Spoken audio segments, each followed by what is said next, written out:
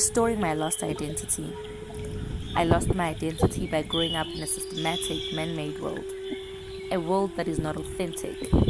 A world where we live a copy of life than the original. A world where everything is set for me, but not by me. A world where life is defined by what you possess externally and not internally. A world where we live life from without instead of within. I lost my identity when I had to adapt to the systematic man-made living process than to follow the authentic process that comes with life itself.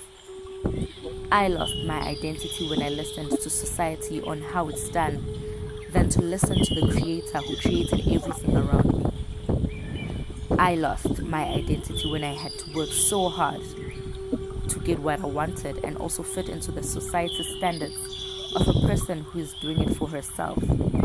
But yet I still felt so lost and incomplete.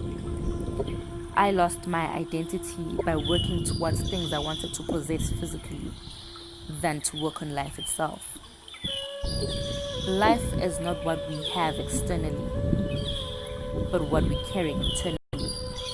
What we are carrying can give us everything that life has to offer. Living life is an inside job.